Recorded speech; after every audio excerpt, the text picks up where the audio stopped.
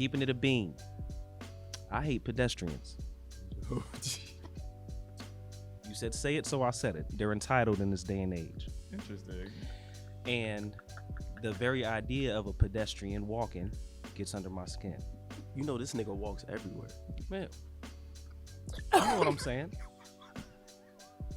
Most recently, You want to talk about it? I am. Okay. I've noticed a trend.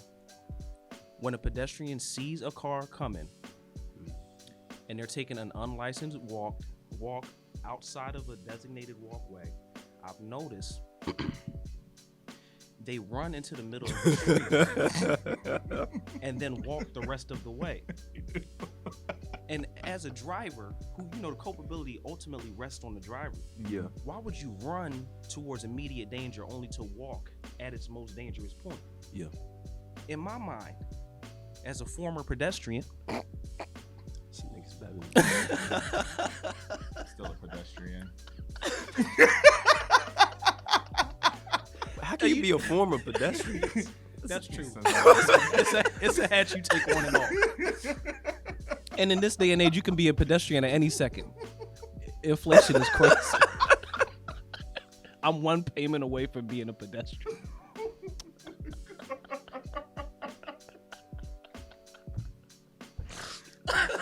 Yo. So, keeping it a bean, if you see a car coming, either complete the run or just walk. If the shoe fits, wear it. Apropos.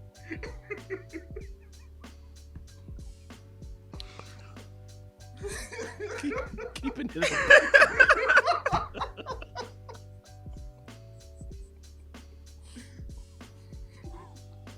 I don't have it. I'm sorry. I don't have it. I had to work that out. do you feel better now? I feel better. Okay. Good morning to you. Good morning, sir. Yes. Cody, what are you going to keep it a bean about today? I don't know if I can top this. I don't know either. I'm going to be honest. That You invited me up. Here we are. You know what? Niggas being late. Oh shit. No, this is not about. No. This what we doing here? You know what? You know what? Say more. Listen. For me, you have a designated time to be somewhere. Wow. Y'all are staging the intervention.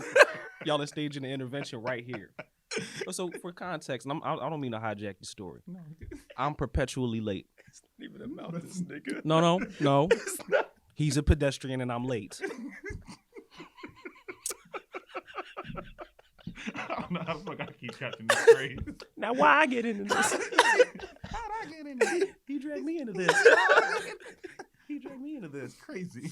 Go ahead, dog. But for example, I'm not going to say a name. Can't do that. He looked right at you and he said, No, I'm not going to say I name. did. But you got a time, you got to be somewhere. I need you to do something for me. Mm-hmm. Be here at this time. Right. And then it's every morning. Hey. Traffic. Hey. Traffic. Hey. And I keep thinking to myself, why the fuck don't you just get up just a little bit early?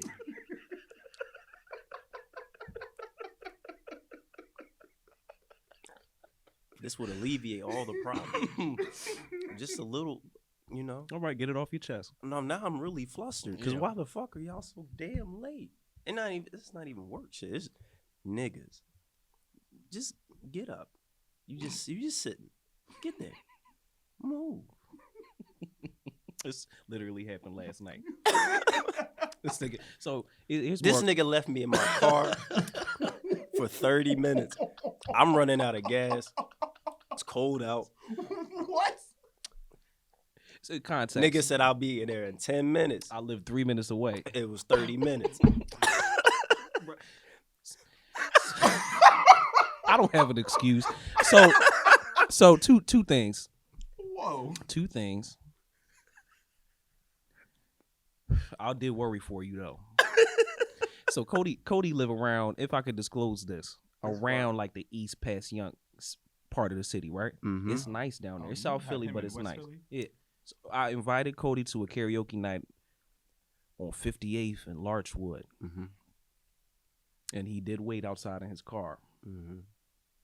precarious situation indeed. Crazy. And I tried my best, bro. But you know, Caribbeans, and if there's any Caribbeans listening, you can attest to this. Our relationship with time is different. We treat time like a blanket. You know, you say 7:30. I think the range is between 7:30 and 9:30. A.M. PM don't matter. You know, we're not so bound by the hands of time. You know, the time is a white man's construct. If you open your mind, so when I arrive, that's when it starts. Yeah, it's you know, what do we, you know? So, and I'm working on it. Something about being a professional. I'm really trying to work on my relationship with timeliness, but I'm not at all punctual. And it's like I get it from my mother. My mother is often late. Mhm. What do you do? It's not even rhetorical. Tell me. Oh, What do you do? Tell me. What do you do? To help mitigate your lateness or to not be late. I'm gonna be late. How do I be less late? Be less late. Be okay with your friends lying to you. I'm I told already you- comfortable in that. Okay, cool. Because I told you 10 o'clock, I know. and you made it. Educators, we scaffold, Yes. and I appreciate that. But That's no I could problem. see it happening. Yeah, I noticed the trend, and I thank you for that. it's no problem. I adjust my expectations for friends who are late. I have a list of 11 friends that I know are going to be late that I know I need to lie to. I tweeted it the other week. And so this way I don't get irritated by people who are perpetually late. I just adjust expectations. So this way I don't get disappointed or vexed. I can't believe I thought we were recording a podcast episode and y'all are staging an intervention. It's man. not you. He brought it up. This was the only thing You I shouldn't got. start with pedestrians. You know my You started with- walking I ass. did. So But you know, sometimes I pedester or whatever the verb for pedestrian. I'm not is. sure if there is one. I have a student Defensive transpassing my head. wallet, and on weekdays I use it. Inflation. It's I'm real. I'm one payment away from being a pedestrian. And that's a lesson in there. Because most niggas are one paycheck away from living paycheck to paycheck. Mm-hmm. Don't forget that. Did you get everything you needed to say out, Cody? I got nothing else, but you did make a good point. Niggas got to stop being so flashy, knowing they got one more payment Mm-hmm.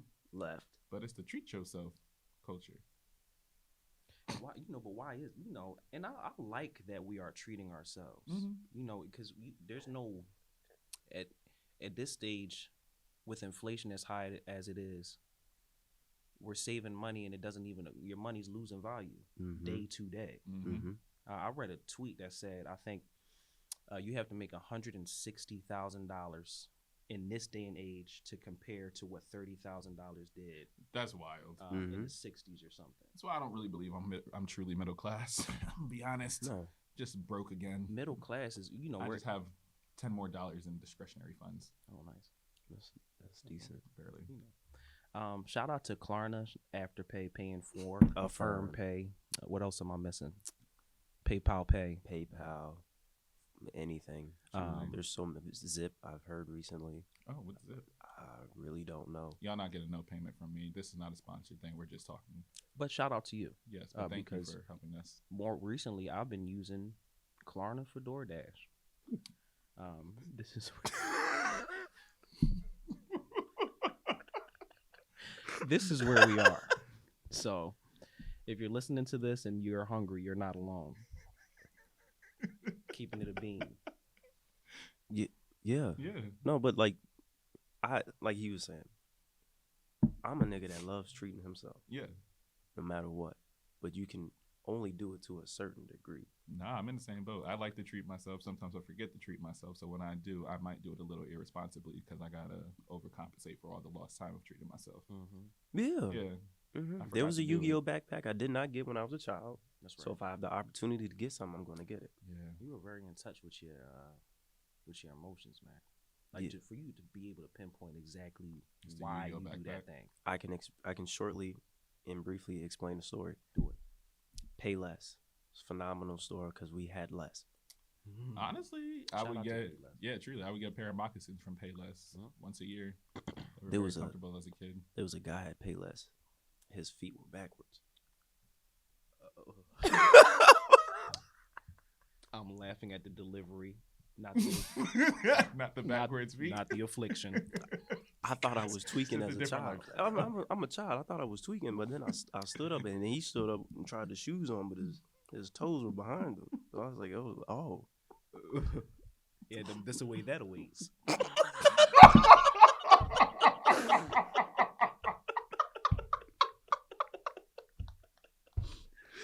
Nobody knows his next step.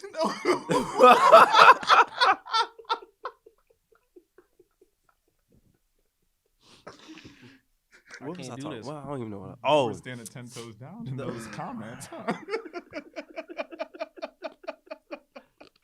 So I remember seeing the backpack, and it had the zipper was like the emblem, the necklace that he wore, and I was like, man, I'm gonna take that shit off and make a necklace. I said, Mom, get the backpack. She said, no, I ain't got the money. We'll get it next week. I said, I don't know if it's gonna be here next week. We'll get it next week. Cool. We get there. I got my money. Where's the backpack? Just sold it to this kid right there walking out the store. You shitting me? But you can't say that as a child.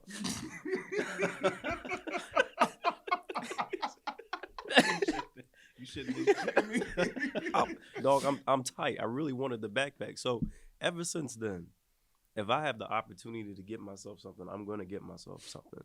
I'm here for a good time and a long time, but mostly A good time. a good time. So I'm going to treat myself no matter what. And I think you should too, but you should also have some limitations. Don't little goose egg. don't be fly in a box. Yeah, okay. And you know, I'm a huge proponent of treating yourself. If you know me, I'm the last person you should ask. If you have to make you know from experience. No, very much so. If you have to Gets make me every time. a decision regarding finances, I'm gonna tell you to treat yourself. It could be anything. I love when people treat themselves. Yeah. Because life is short. Truly. You know, I said this the other day. I was like, if you really think about it, people really be miserable. And That's fuck. yeah. And I said, on average, you know, we got about 80 years. And the world has really been around, you know, let's just use it 2023, for over 2,000 years. We really just a small blip. Right. And so, like, when you really look at it like that, and then got a little dark, I said, yeah, and as black men, you know, we live on average around 65, if we're lucky. Anything after 65 is borrowed time. And it's not always lived well. No, not at all. And so I thought about it like that and said, take your chance. Honestly, because in theory, we could all be approaching our midlife crisis by the time we hit 30. I don't want to think about 35. Oh, that was a shot. So That here's was not a some shot. context for you. Okay. That was a third poignant shot. Listen, cuz. So I'm 29. I am the elder among us. He knew what he was doing. Nigga said, buckle up. April coming soon. I told him we was having a podcast. Somebody told me I looked 34 yesterday. I did not get much sleep last night. The crazy part is, like, it wasn't a student who told you that. It was It an was a adult. grown man, Yeah. older than me. Well, funny enough, I was called 35 yesterday, and they thought I was 35, and it was an adult who thought the same thing. So I'm gonna wear it as a compliment. I'm walking in at Yeah. 30, and I'm enjoy. This is my first time in my life I'm feeling, because I've always felt like the youngest in the room. But as they hire younger niggas at work with less baggage, I notice that I'm walking through I'm actually shuffling along.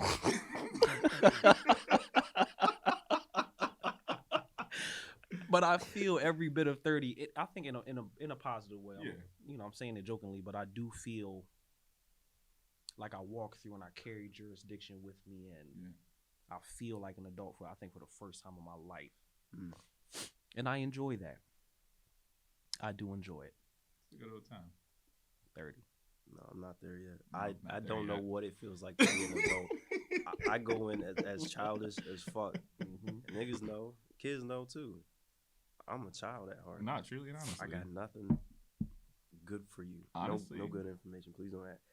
Any kid that comes to me with duress, ask a responsible adult. I tell them the same thing though, because I'm irresponsible. In the most Responsible. responsible in the most responsible way. I am Irresponsible. I have time to play. If there's something emergent, you got an urgent need, bring it to a responsible adult. Mm-hmm. Tell an adult. You are one. Just need y'all to know, out of the three of us, I am the responsible adult. It's him. Hey, I'll just listen. Depends on the day. Wait a minute. Really? Most responsible. Oh, we got something to talk about here. Okay. Okay, well, let's Talk about it. All right. Anyways, while you're pondering, welcome to Keepin It a Bean. This is a show where we decide to have very authentic conversation because I believe the best conversations are had over a cup of coffee or tea or Propel. And so, shout out to electrolytes. Okay. Dirty water. Dirty water. Mm-hmm. My name is Marquise Davon, this American Negro, but don't ever call me Mark. I don't play like that. All right. Other than that, thank you for coming back. If this is your first time here, welcome to the show. You've already got to meet the guests.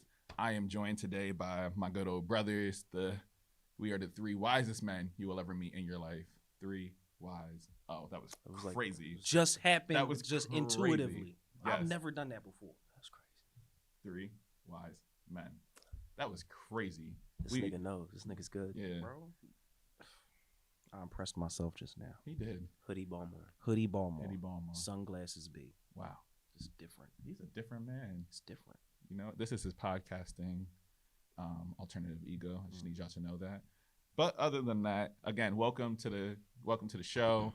If it's your first time here, make sure to hit that like and subscribe button. If you're listening to this in audio form, feel free to also like, subscribe, answer the question if you're on Spotify, leave a 5 stars, don't be a hater, and leave a review. That is how this podcast gets more notoriety. This is how people get to see the podcast. I show up on different lists because after I hit that Spotify Wrapped and realized I was about 14 or 15 people's top podcast, I said, great. Yeah, we're going to be out here. Niggas is moving up to being 50 to 100 in 2024. So we will be a lot more consistent in the next year. Thank you for those on YouTube as well who have also ran up them listens. I have over 1,000 subscribers. So to everybody who watches this and keeps supporting, I appreciate y'all. Thank you so much. But we gonna be back to business.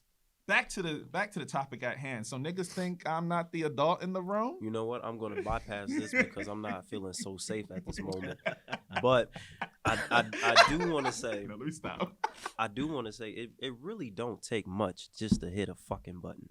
Just like the video, hit subscribe, engage, you know, on in social media because the ways in which the algorithm be suppressing my content, and it don't even be that radical today.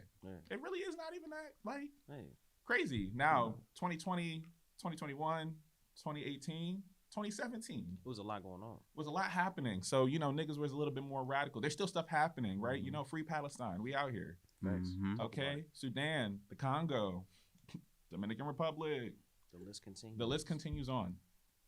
But right now, I'm trying to have good times. I'm trying to laugh with my niggas.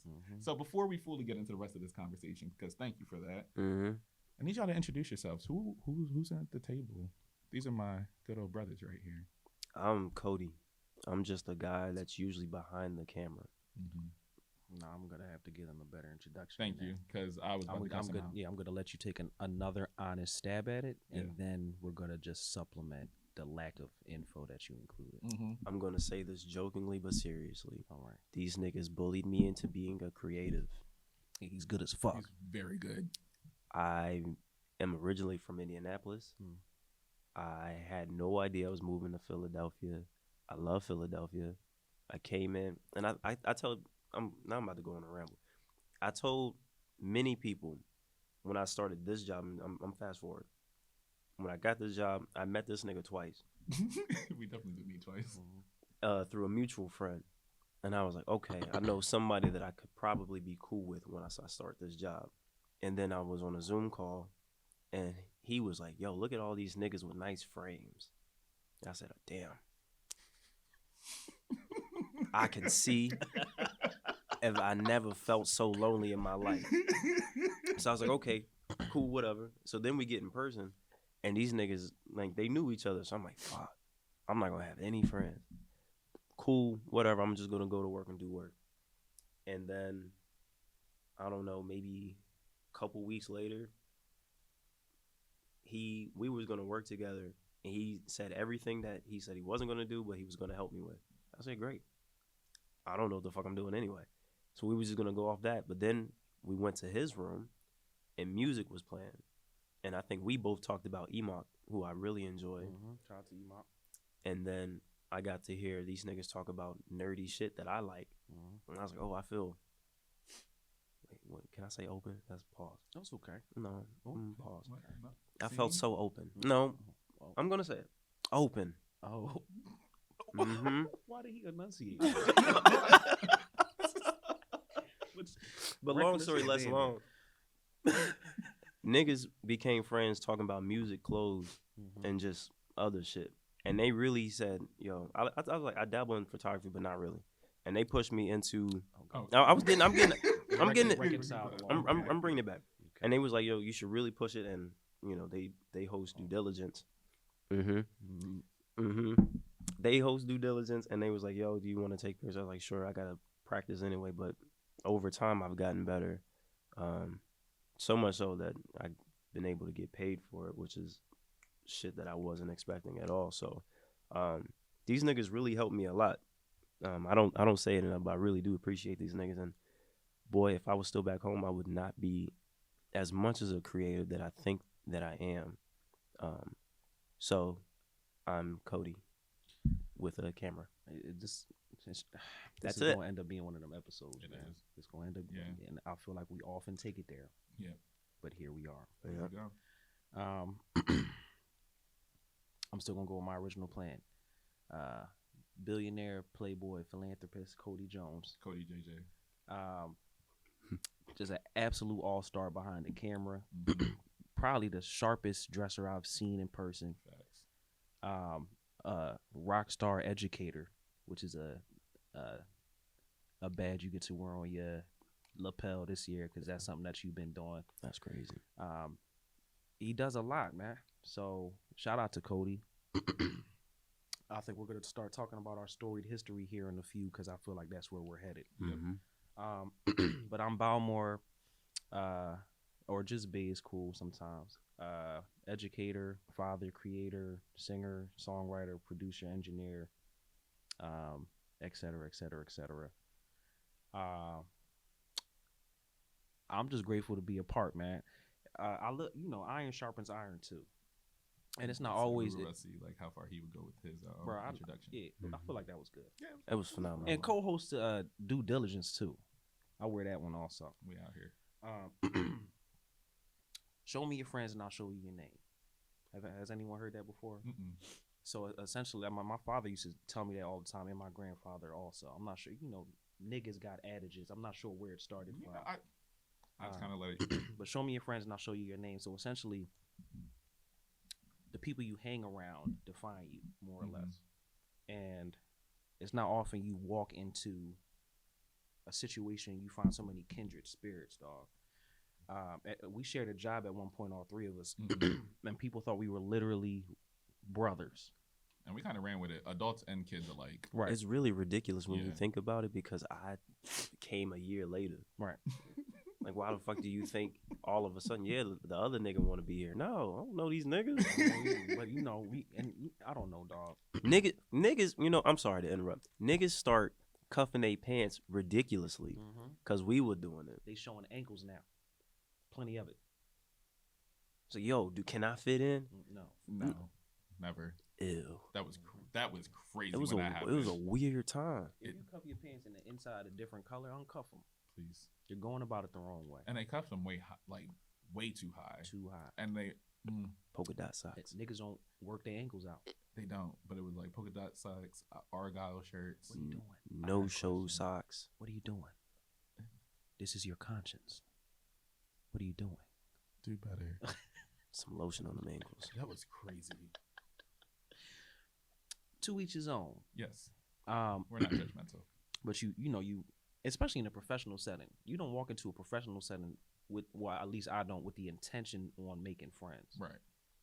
So for that kind of happy circumstance to take place, I really am grateful to a certain company for allowing people like this to get together. Facts. Yeah, so that's my introduction, and there's a little bit of what we got going on here. So Nah, facts. Nah, I am dead excited to like have y'all both here. Like, I remember first meeting you. I was nervous to walk in his room because he was off into the corner every single time. It was like his corner of like anime and posters and stuff, and he kind of did his own thing. But I was just like, this is a nigga who actually seems like my age. We seem like we're interested in the same things. So I wouldn't do too much right away because I was like, I don't want him to like be annoyed because I'm just like bored at work, and that was the first time we were all in person after virtual years when I started working with you. And so I would just pop in, good morning, how you living? And just randomly just talk around some stuff. But we were also training together as well. So we'd just be in a room every once in a while. But everybody else kind of just had like a kind of energy. And he was just very calming when I met you. Yeah. So little by little, it took, I don't know when we became actual friends, but I don't remember. It was just a gradual. It was just a day thing, and then we just kind of started talking. I think niggas said that we were friends, and we just went with it. It just worked, but you know, I gravitate towards people who bring me peace. And you know me, I don't necessarily enjoy talking or being talked to. He does not. I don't enjoy that at all. He really don't like. I don't like it. Don't talk to me. But you know when you're walking. When you meet somebody who's on the same type time as you, and it's just like that process, I enjoy because it's intuitive, right? And it's kind of exclusive, right? Not that I want it to be, but but it happened that way too. Because people used to. I remember walking in, and we would all be together, and they'd be like, "Why is everybody just so happy in this room?" Because we enjoy each other. And niggas couldn't have a good time. Right. Get it? It was insane. Can I have some of that friendship? Yo, all the time. It was weird. Just random niggas popping in. But it made me question. I said, do educators not have friends outside of these schools? Or do we just trauma bond most of the time? Part of it is a trauma bond. And where are your friends outside of school, outside of work? I don't know how people get by, man. I don't know. But I think another issue people have is they look outward for happiness. Yeah. But you find people who are just enjoying their experience, even when it's not the best. Y'all never let that weigh on you, right? And I like that, right? You know, people who can just consistently keep their shit together. You know what I'm saying? People who can consistently not make their troubles your troubles, right? When you're not doing it all the time, it allows for the other person to welcome your troubles into their life. You know what I'm saying? Where you're not, as soon as you see me, throw your cares on. You're just like, Lord Jesus. Yeah. How do we get here? Yeah, it's so I really valued, especially as I look back on it, because as life weighs down more on me, it gets harder to keep an unshakable, like, positive outlook. Yeah. But in my early 20s, man, I was walking on clouds. Menace. And y'all was on the same type time. And was. And I just really enjoyed that. Niggas hated it. Niggas really did not enjoy seeing our happiness. It's really, now I'm thinking about it. We walked in the building, like we would go get lunch with each other. And like if niggas saw all three of us leaving the building, coming back in the building, I'm like, it felt like we gotta find a way to split these niggas up. No. Let's find some shit for these niggas to do so they don't enjoy their day. Yeah. You know what I mean? So it was like, it felt weird, and for me, because it was my first time meeting everybody, I'm just like, man, this is a weird place. But maybe I'm tripping. But then as the year went on, I'm like, no, niggas is weird. Like, yo, like, why y'all trying to bring my happiness down? But then you have the few that were like, they really wanted to be a part of whatever we had, but it was like, it's not that exclusive. It was just like, you don't fit. And we're back. Keys, what are you upset about? Listen, I've never completely. I just need y'all to know we're just derailing conversation. So whatever the last thing you heard, love that for y'all. I'm gonna circle back. Listen, niggas and happiness. But this is a different thing. Because this is taken away from my happiness. Yes. You know, we live in a world where online shopping is pivotal. I need it delivered to my house. Yes. You would think, as a driver of said service, would put some care in dropping my packages off, because they're human too, and I assume they get packages sent to their house. So why the fuck and we live. Oh my God, we live in Philly, and I have a He's roll rising home. up. And he said niggas don't put their elbows on tables. My fault, because now I'm getting upset. I have a row home, so there's not much that you can do. But I have a trash can next to my house. You can tuck it. You can pause. What? Oh. I've made a grievous error. You can put it behind the for trash my can. audience, it's okay if you tuck. I know some of you do. It's okay. There's no pause in that. It's a regular thing that happens. Tuck it. If didn't understand, they're both straight. So That's an error. yeah.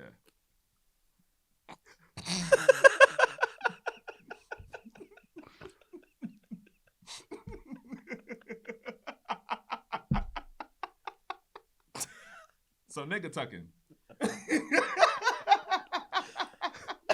Now you see me. Now you know. Tuck it in. Tuck it.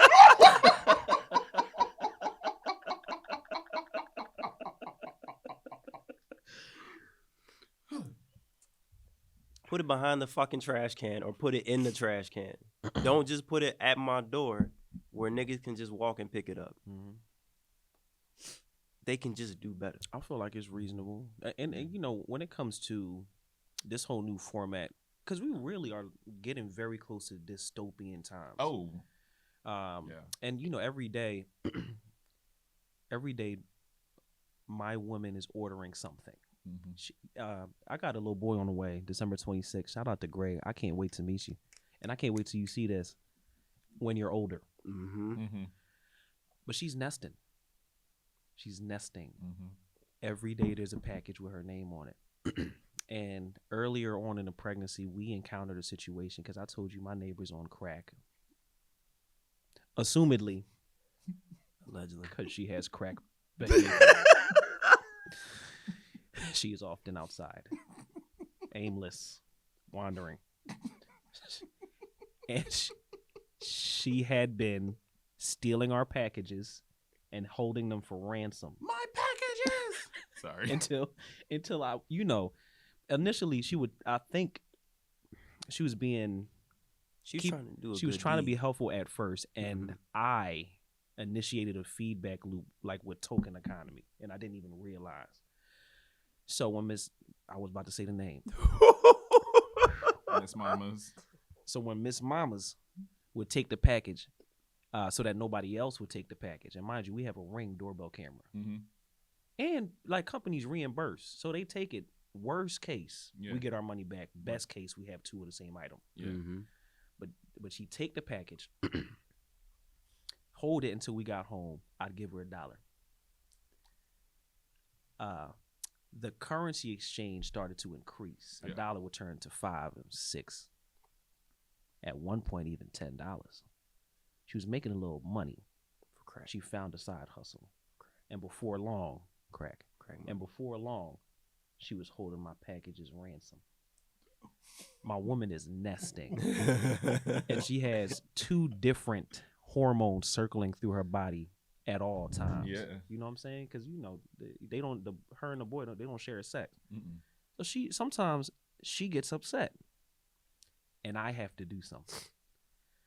So I walked up to Miss Mamas. I'm like, listen, I don't think you understand the situation you're in. I like you, and I appreciate you being vigilant over what we got going on here. But if you take another package off the stoop, she's gonna kill you, and there's not much I can do to stop that. And she's taking packages to this day. How do you think that story's gonna end up? You promised her a good time. I promised her a good time. She wants her money, and she has a habit. So I don't know, man. It's okay. Is it? No, it's not. Just put the fucking packages. The bigger packages she leaves though, cause she can't pick them up. She doesn't have much weight. Correct.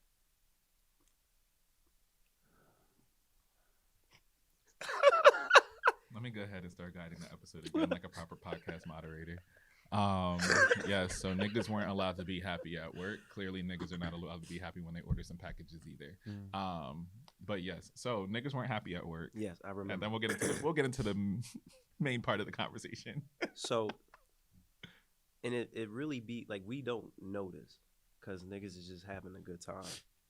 So it really doesn't matter if it's me and this nigga get together, these two niggas get together, or it matters. When all three of us get together, no matter who we bring or who's around, there's a triangle that people fail to enter. Yes. Impenetrable. Yes. Impermeable. Yes. You cannot get through. But it's not purposefully, and I think it's just, it goes without saying that, like, you can find, like, people that you really rock with and you should stick with them. Because, I mean, I'm moving from Indianapolis to Philly for me was scary because I got everything back home, and that's an 11-hour drive if you drive the speed limit. Some of us might get there in 9.5. That's neither here nor there.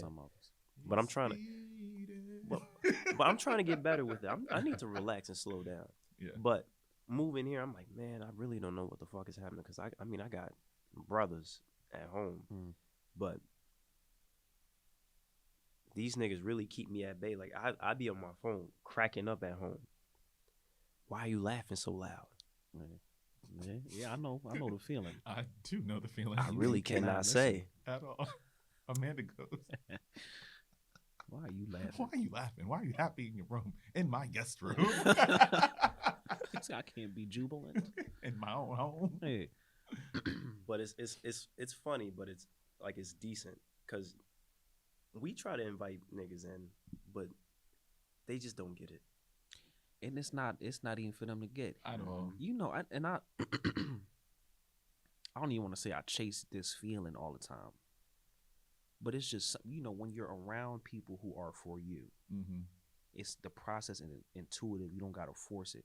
That's what I enjoy. You know what I'm saying? Like, and that's what we got going on. Thanks. And it's not always, and you know, sometimes we get a little, there's some ruckus.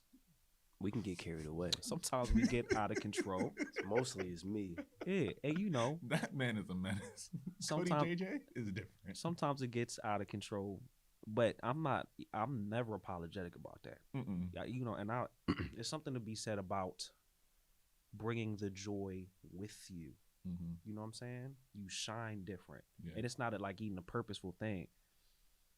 I live my life every day, and life is hard. Life is really tough. There's rigor every minute. And sometimes it's hard to pace that out. But when you encounter people who have a positive outlook, I want to keep those people because it's coaching me to keep that same outlook. And I think I'm learning in my adult journey that muscle memory plays a more significant role. You know what I'm saying? Like it's you start to shift from automatic to manual. Yeah. You know, like I live a lot of my life in blind bliss. Ignorance is bliss. So blind. I fucking love it. So blissful. It's the less information I know, the better. You know? No, I appreciate it because like a nigga like me, I'm thinking about every little thing. And so, like, honestly, like, the bliss that you exude, I'm just like, yes, that's how I can also live like this. But it's always a reminder for me to also, like, get out of my head and just be present. And so it's, like, a really good thing to be around y'all because I'm not thinking about everything else in those moments. I'm not stressed. I'm not worried about anything. I'm just like, niggas is present. Right. And that's all it is. No matter how I show up, it's going to be there, whether it's a loud-ass cackle or... Just I'm gonna argue down in a conversation of something. I'm really passionate about this thing, and I said they embrace it. And it's okay, bro. Like, and you know, I trust like the compass I've built over time, like my emotional baseline, my what they call it, schema. I trust that. You've been throwing out these SAT words today, bro. I've been in the books. But I trust it. So like whatever I'm compelled to do in a moment, I do. Yeah. And that creates pockets of joy for me. Yeah. You know what I'm saying? And that's how I'm able to get through the day. I feel like people restrain themselves too much. Yeah. If I find something funny, I'm gonna laugh. Mhm. If people look at me weird because I laughed, I don't care. It You know what I'm don't. saying? It I is. really It is. don't. Sometimes they'll stare right back at you. Yeah, I'll laugh and look. It was What? fucking funny. It was hilarious. You know what I'm saying? And I'm not gonna live my life. I live my life exactly how I feel like living it. Yeah. Mhm. And some people look at that and they say, you know, whatever. I don't care. I used to over internalize. I used to look out instead of in. But that's not how I choose to walk forward anymore. Yeah. I create a pocket of happiness. You see how I walk through that building? Mhm. Sometimes things are funny. And, you know, you have adults. When something happens, we work with kids. Sometimes shit is hilarious. The kids are fucking funny as Oh. hell. Yeah. Nonsense. Kids are funny. And, you know, when something happens with kids, people, you know, something funny happened and people do like this. And look around and wait till it's safe to laugh. Me, I'm having it. I love a laugh. Mhm. And I think people should embrace those moments also. Mhm. Mhm. And when people restrain themselves from experiencing an emotion that happens, Yeah. I feel like they're not trusting themselves to allow that moment to happen. I think I think even to another degree, some people are like nervous around like indulging in that feeling because it's a feeling that people are just like, and it's something I've been thinking about recently too. Just like, yo, I feel like niggas just live in a existential, hopeless crisis. Like people are scared to like indulge in joy because they feel like it's gonna be ripped away at any moment. And so like existing in that space is like, this is a euphoric moment, and then they're kind of just anticipating when it won't be there anymore. And so I realized, and I don't know if there's any qualitative data around it, but I think there's such like a hopelessness that's happening that people just want to exist in either the traumas, exist in the misery, exist in the pain, exist in spaces that aren't good for them because at least it's familiar. But like, I think those pockets of joy, which as I hear you speak, it makes me think like, oh, joy is just it's an ongoing practice because it does have to become a muscle. It has to be intentional around like who you bring yourself around, the energy that you keep around, how you curate your space, all of that. And that's something I had to even remind myself of this year is like, what are those moments? What are those people? Who are the people that bring me the most amount of joy? What does my space look like? What do I want my space to look like? What decisions do I need to make that don't worry about everybody else? Because normally I think I got into the habit, and that's just like me growing up too.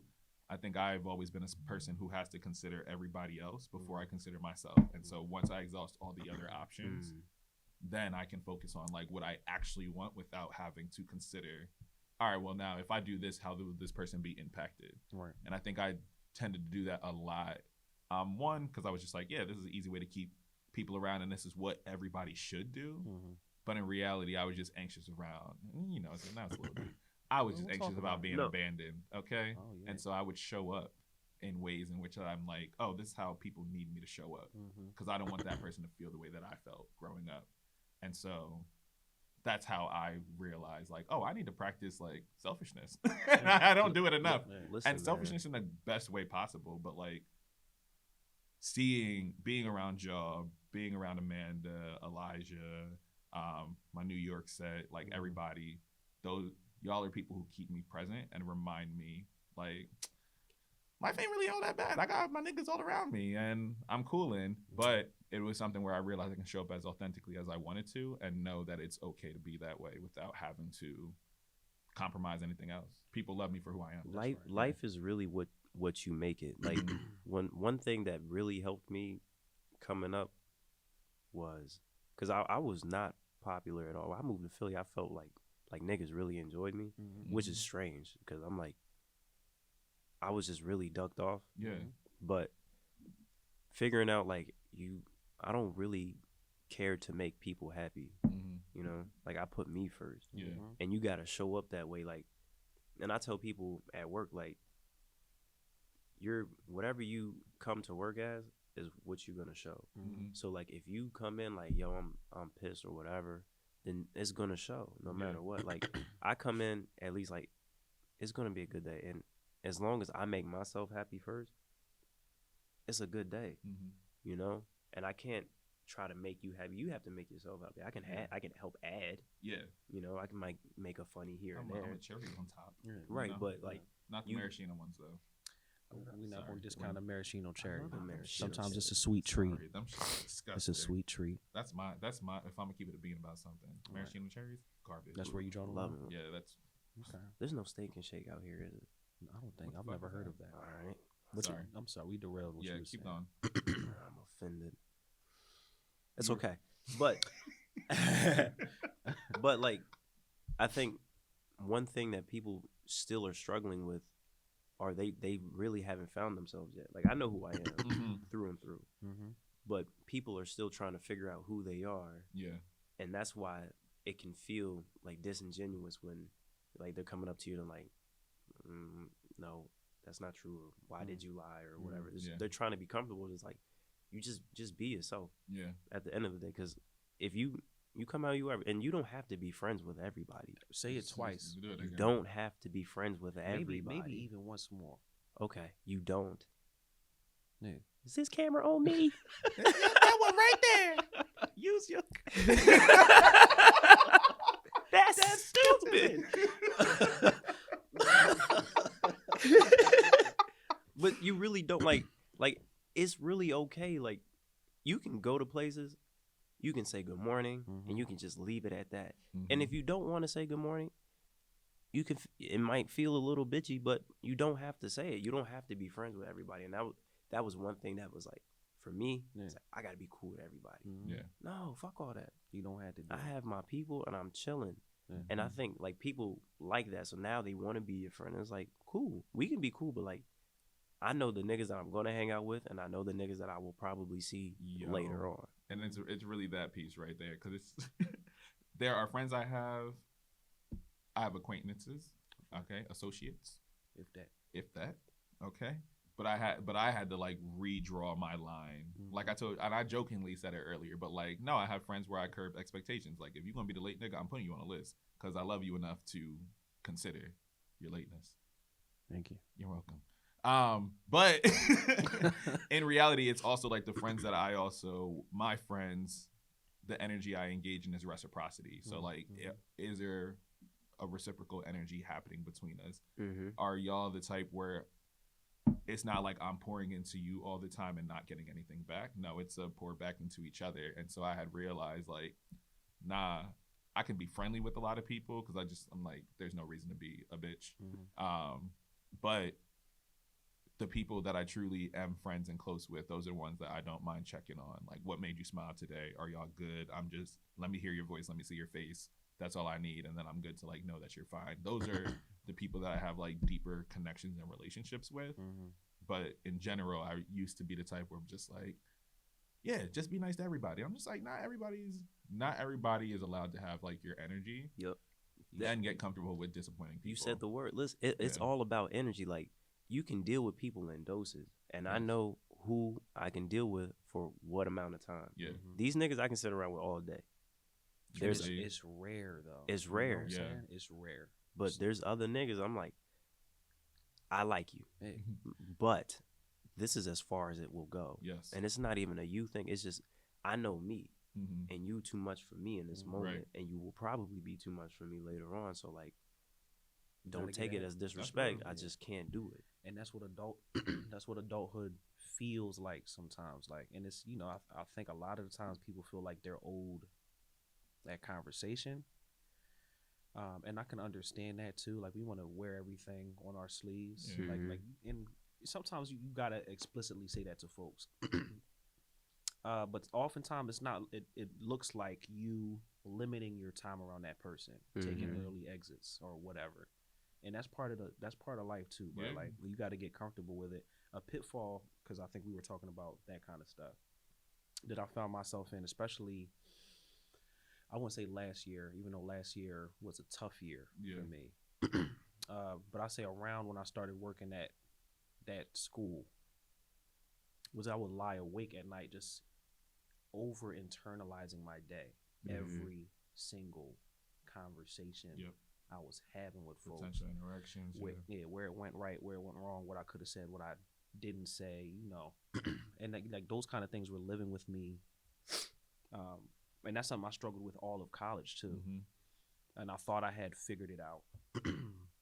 But it's something about being in a professional setting and adults all around you and imposter syndrome, et cetera, just kind of forced me back into unhealthy mental habits. Yeah. And then one day I decided to stop living my life like that. Mm-hmm. Like, and I don't want to say reckless abandon, but whatever I felt like doing, and again, trusting your baseline. So if you have a healthy compass, you can trust that compass. Like, I make sound decisions. So I'm allowed to chase a feeling. Absolutely. I'm allowed to. You know what I'm saying? Yeah. If you're not somebody who makes sound decisions, don't follow my advice. It's simple as that. Yeah, We're not telling you how to live your life, but I know what works for me. Right. Do what works for you. Bones. Yes.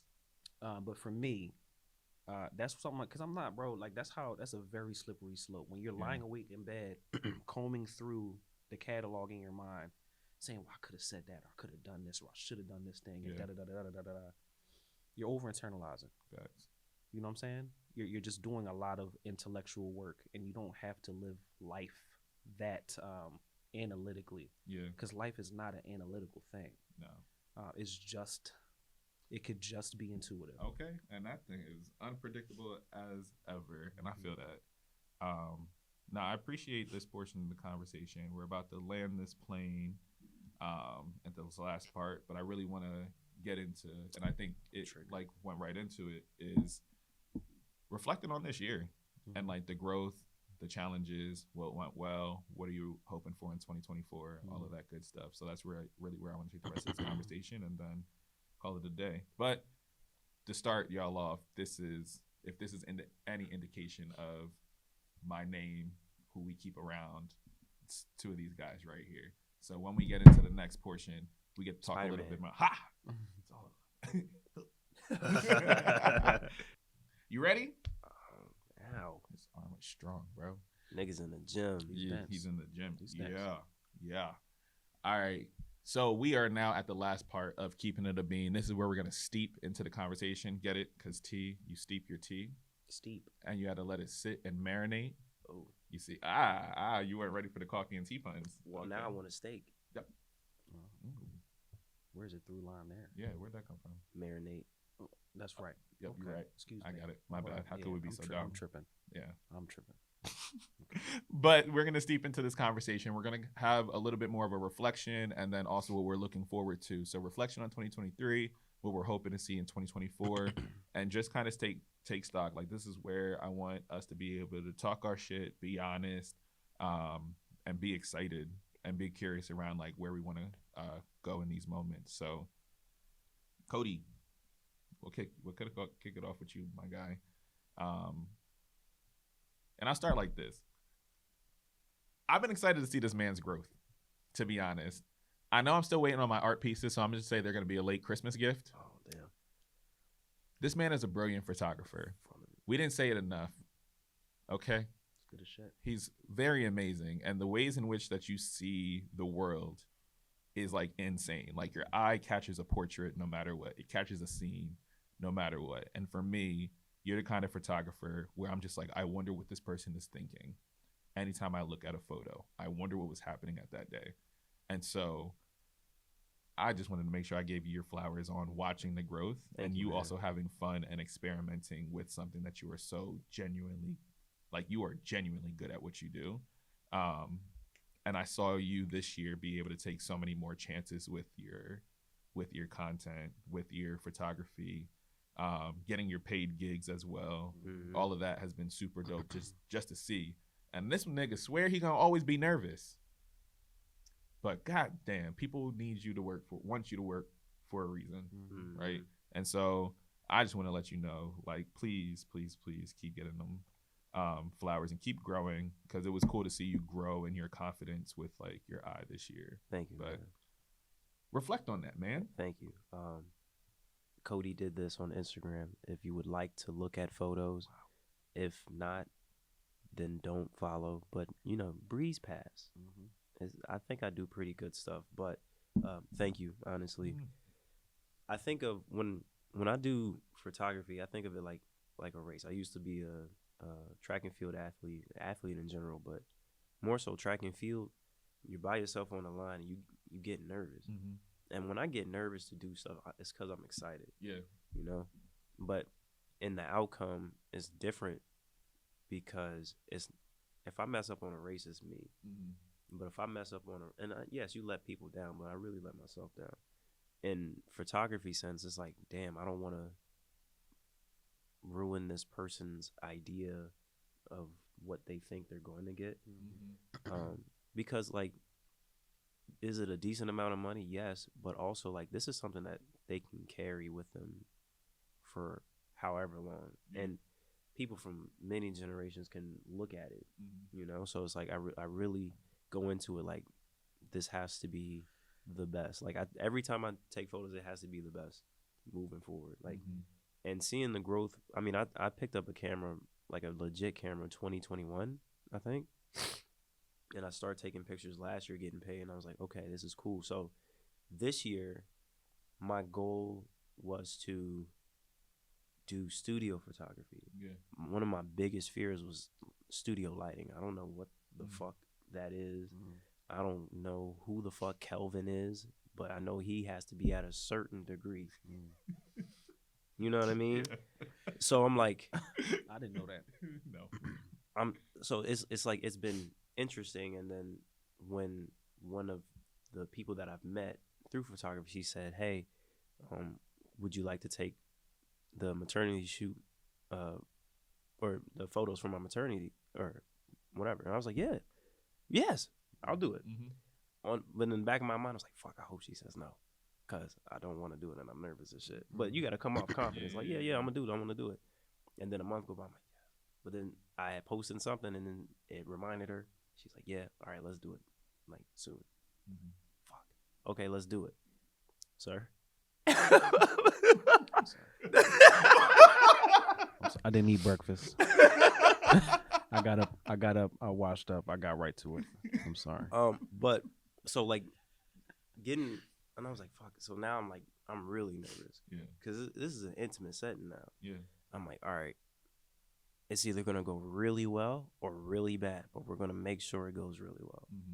And sure enough, it went phenomenally well. And then I took his maternity shoot photos. Excellent. 5-star review. Yes, 5 out of 5. That has to been that is probably some of my best work. And if we're keeping it a bean, like I look at other people's work. You know, sometimes you gotta compare to see what other people are doing. Yeah. And after the last shoot that I did, I was like, man, my shit is really unfuckwittable. You know what I mean? Like I did a really good fucking job, and it shocked me. I was like, damn, like let's run this up some more. You know what I mean? So like in 2023, I really just wanted to continue to have a good time. Like I'm about to get a little morbid, so buckle up. Let's do it. He said it's me season. Like every day, and it's really just because I care this much about people. I think about people dying every day, and ridiculous ways. It's like 1,000 ways to die in my brain, and I'm like, but it's because I care, because I want to spend time with the people that I fuck with. Yeah.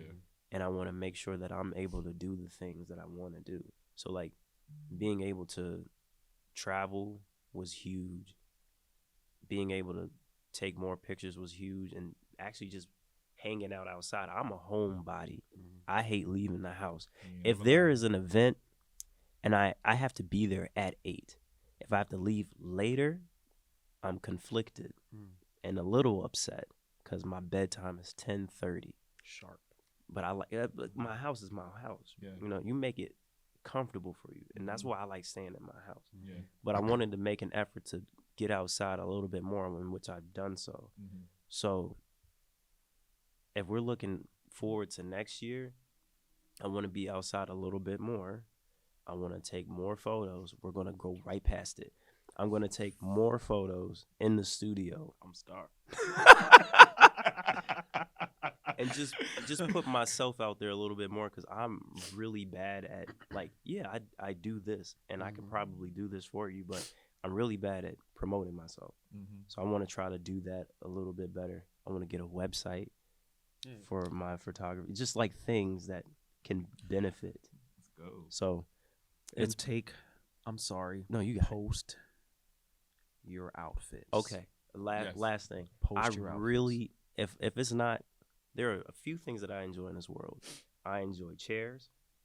I enjoy cameras. I enjoy bikes. But I really fuck with clothes, jackets in particular. Mm-hmm. Jackets. I love a fucking jacket, especially a shacket. If there's anybody who owns jackets, creates jackets, makes jackets, designs, Talk to you, anything, talk to this man right Send here. him a capsule. Please. Your next collection, please. I would like it, and I will wear it because I believe anything that I wear is phenomenal and it looks great. But one of the things that, and I need to do better with this next year. I said, hey, I will post on TikTok about some jacket that I bought. Mm-hmm. And I did, and it got 1,000 views. I said, if it gets 100 views, I was like, I'll do it more. Or 100 likes, and I'll do it more. I got like 110. I was like, fuck, I don't want to do it. Mm-hmm. But that's also just me. I don't like being in front of the camera that often. Yeah. The whole content creation is just not a bag that I feel comfortable with yet. Mm-hmm. Although I know that I want to be able to show more, like the things that I have and the things that you can do with certain clothing. Because, you know, people come up to me and ask, like, where did you get this and how did you put this together? Or I didn't even know that goes together. Yeah. And I'm like, it's really not that hard, but I guess it can be for people, and I just don't think about it that way. So I am going to post more content-related things about clothes in 2024. And he said this on camera, and thus we will hold him accountable. I'm going to specifically cut this clip so he cannot get away from it. Perfect. The bar was only one video last year, so I can just do 2.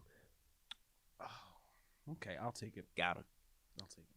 But I'll do more. No, I'll do more. I want to. So that's my year. Travel more, post more, take more pictures, hang out more. That's it. And I'm just gonna continue to live my life. It is what it is. My favorite motto. Come on. Because I don't care. It is what it is. If it's out of my control, there's nothing I can do, and I'm not going to stress about it. That's it. I'm with that. That's it. Marquise, reflect on your year, man. Man. Let's talk about it. Yeah. This year was long. This year, it was definitely a transitional year for me in every way, shape, and form. But I think in this year, I realized how much of myself I gave to everybody else, and realized that other people really don't owe anything to me. And so I think in realizing that, I was nervous and I played safe with a lot of my stuff. And we're also analytically, I'm like, yeah, I definitely was inconsistent with my content. And I knew there were like peaks and valleys and the potential of it all, but I just didn't know what was on the other side. So this is the first year where I was like, let me actually take my shit serious and be bold in like taking this stuff serious. But I was nervous at my potential. I really was, because I was just like, dang, this means I need to know the business of content creation. I need to have a business plan. I need to have a marketing plan. And a lot of this stuff was like, that's what a lot of my anxiousness came from. And then like life also happened. So I had my sad boy era, you know. A lot of stuff was changing. New job, fresh breakup, looking for a new spot now, looking for a new house. And then also just changing up the brand and like what I really wanted it to be. And so as I was like going through all of this, I didn't realize like how much change was happening in my life, and my need to like start putting up boundaries, because it always affects my content is where it hits first. And I say that all and also recognize, as I was going through all of this stuff personally, I also recognized I started off the year with getting an award for my podcast. Like, I started off the year with that, right? I was like, yeah, the work is being recognized, especially by an organization that I respect. And it's all about like community and social justice and making sure the world is a better place. And so by the time this episode drops, it'll be 7 years of podcasting for me. Yeah. So when I started my first podcast and then just let it evolve from there. And so I realized, like, in all the stuff that I have been doing and the community that I've built over these 7 years and growing into who I am now, Keeping It a Bean has been like the most exciting piece of content that I have been able to make in years. But I also recognize, like, we also got to bring back Due Diligence this year. Tough. And bro, this was a season and a half. Tough. A season and a half. And it just made me want to keep refining, like, the business aspect of who I am. It's a spot that I'm not necessarily comfortable in. I don't like playing with people's money. I got to get back to, like, understanding what it means to, like, lead a team, because I was doing solo podcasting for so long. I definitely produced, like, an entire season of Hung Up podcast, so I was on the back end, behind the camera. This man's a workhorse. Producing that. I helped a couple people launch their podcasts. And so as I'm thinking around, like, the community that we've been building, that I've been building, a lot of it has just been around, like, intent and patience with content, because I'll tell anybody, I do not like short form content. My Hey Black Man stuff is the shortest content you are going to get. Okay. But I don't like short form. And so I think once we did Due Diligence, thinking around the podcast, and then when we did Off the Record with Elijah, shout out to Elijah. You came up to me and was just like, yo, bro, like, I think we got something here.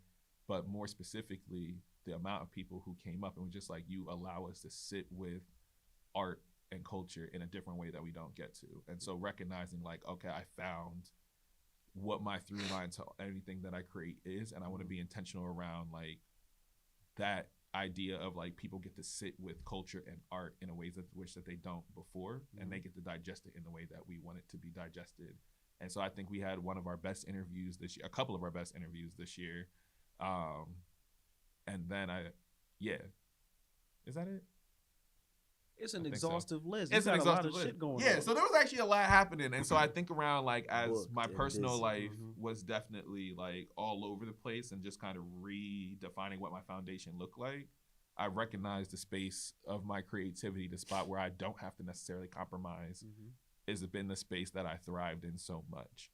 And so in 2024, it is solidifying the business, solidifying branding, building out my website as well, and being a lot more intentional with leaning into my ecosystem, because we all have different talents. And I'm just trying to, what I really want to do is really figure out, like, how do we all leverage each other's talents and make sure that we can take it to the best of the ability. Because I see podcasts and the New York set of creatives who are all, like, leaning into each other, throwing each other oops and talking about each other's work and showing up and supporting and doing all of that and just talking about it openly. And I see, like, how that cosign brings in so much more opportunity. So I want to start curating that. And it's like taking the Odd Future, Brockhampton approach to all of being a content creator, because you realize you can't make quality alone. And so that's what I really want to lean into, is really just figuring out, like, how do we keep this kind of energy going? How do we lean into each other and support each other and be able to just exchange our gifts with each other in the new year? And what I did forget is I definitely also have another secret podcast that will be dropping in the new year. Okay. Oh shit. We recorded 10 episodes already done, and they are ready to just be let loose. Gonna start recording season 2 at the top of the new year. And so you'll see Due Diligence turn into something more. So we'll be in your face a lot more often. Keeping It a Bean, but then also a lot of pre-recorded content that I have coming up. And stay tuned. There's a lot of opportunities for me personally coming up. Might be on another coast for a little bit of time. Oh. Yeah. I'm not moving, but just Well, lots say of that opportunity. then. Yeah. I'm not. No. I mean, we came in having a good time, and you almost ruined it. No. you Yeah, said I would you not. were No. going to No. leave. Opposite coast. Yeah, y'all niggas are stuck with me. I'm All right, confused. Good. Yeah. Great. But yeah, so that's definitely my year. I'm excited. I'm proud of this year, and just reframing and seeing, like, the opportunity to get to know this version of myself moving forward. So Proud of you, dog. thanks, Brody. I appreciate you. For me, man, and And Balmour, what about you? oh, thank you. Jesus. I'm just excited about I'm just on the. I think I'm at the precipice of a lot of different things, and you guys have, like, entered my life in the midst of like a 3-year balancing act between school and work and parenting and music, and I lived at all those intersections for so long. Yeah. And I see a through line for each of those things. So at the cusp of graduating with a dual cert in early childhood and SPED. Come on. So very invested in developing my practice as a teacher. You know, I got the 2 kids at home already, and then the boy on the way. So shout out to Grace. So I'm looking forward to developing my practice as a father, especially as a father to a son is just, you know, the girls love their mother, and you know that kind of dichotomy flips as they turn into teenagers. They're gonna be all on you. Yeah. But my boy, I'm very excited about pouring into my son, man. So I'm looking forward to that. The music, the music is what I'm working on right now. Oh, yes. I am so passionate about, dog. Like, and I've always allowed the music to speak my thoughts out to people. But it's never felt more intentional than what I'm working on right now. So I'm very excited about that. And then a piece I recently discovered, because without providing too much context, last year was very, very difficult for me. And I didn't, you know, we talk about positive outlooks. I don't, and my lack of reflecting, and some of that is intentional. Right. The fallout for not reflecting on what you're going through is, when you look back at it, you kind of juxtapose your current situation to where you were. And I don't want to say I'm pitying myself. Yeah. But I was the heaviest I'd ever been. I was not at all happy. I was shuffling along that building, just kind of like a echo of myself. And I could look back and see that I wasn't in control. I had allowed the people around me to control my situation, because, like, you know, degree chasing but not having allows people to tell you what to do a lot. And a lot of forces were applying control to my life, and I didn't feel like I had enough control. And I think in a lot of ways I relinquished control completely. And in those moments I leaned on y'all a lot, and I leaned on my girl a lot, family. But this year where I'm standing, I can look back and say where I could never let, and there was no serious fallout. Right. You know, I don't want what I'm describing to sound dramatic. I'm okay, and I was okay last year, but I was not my best self. And I think where I'm at now is that's who I'm building, my best self. So a recent passion I found, and shout out to Cody, because he took me on my first workout maybe in 3 years at the end of July. And I really found a love for literally sculpting the person I want to be. And like like there's so many competencies in being in the gym, being intentional about what you're doing in that space. I'm at a point, bro. You see me yesterday before me and Cody was at karaoke yesterday. I don't enjoy singing at all. We was at karaoke into the wee hours of the morning. But right before karaoke, I'm in the gym after work for 3 hours, enjoying myself. Yeah, you tweeted that, and I said, "Who's this man?" This man is more consistent in the gym than me, and I'm really feeling like I'm proud of you. I'm like, honestly, dog, like you. Like when we went into the gym, you was like, man, I don't fucking know. But you've been going, and you've been consistently saying, I have to keep going, because especially in the wintertime, it's getting cold, and like niggas would really just like to be in the crib. I am the nigga who hibernates. So like being able to push yourself, because like the shit that people don't see is what matters. Right. So like you being able to like, nope, I gotta go. I gotta do something. Like what you put out is what you get. Right. Yeah. You know, so like you don't go to the gym and just, all right, I'm here. Yeah, like you go and you do stuff. Right. So like I'm really proud of you, dog. And it means a lot too, because you started me on the journey. But niggas was asking me to go to this gym for about 3 years. He was. Yeah. Niggas said go, because you know. Anyway, you gotta find a spot where I can pull up some pictures to show you exactly how I was carrying it, because and you know, BMI is not an accurate representation for black bodies. It's not. I've been obese my whole life. But I was morbidly obese. Oh. Morbidly obese. Okay. Not mild obesity. I'm moving on. All I'm saying is it was over the belt. But there's something to be said about like incremental productive struggle, and the gym embodies that for me. Yeah. And the competencies trickle out to all areas of my life. Yeah. So I'm re-exerting control over so much. And I think a lot of it is just due to being in that gym, waking up, declining a little of that. Another thing for me was also, and people are afraid to talk about this, but a little bit of chemical dependency, even something as docile as caffeine. Yeah. You know, caffeine could be a supplement for people, but it was definitely a huge crush for me. Yeah. And the gym has helped me to, you get so much energy from the gym. I could say, okay, well, I don't need that third cup of coffee today. Yeah. You know what I'm saying? And so I'm very excited about the prospect of continuing to build and seeing how what the trickle down from that process feels like to me. So yeah, so moving forward, 2024, it is my hope that I graduate in March with that dual cert in SPED and early childhood. You got it. I cannot wait to meet this child. Yeah. Same. I cannot wait to drop the Code of the Righteous. I cannot wait till this fucking 4-pack come in. Stop playing with it. Oh my God. Stop playing with it. Y'all gonna hate me when I take my shirt off. It's over. That's facts. And just I don't know. I'm excited to continue to sculpt the best possible life for myself and my family, man. So yeah, that's me. Nah, and on that, like, thank y'all for joining me on today's episode. It definitely won't be the last time that y'all see these two. Nope, not at all. Got this nigga on camera. I said, I don't know how Cody's gonna. You were the one I was concerned about. I said, I don't know how he's gonna feel on camera, but he did it. You did well. But thank you all for joining me once again on this episode of Keeping It a Bean.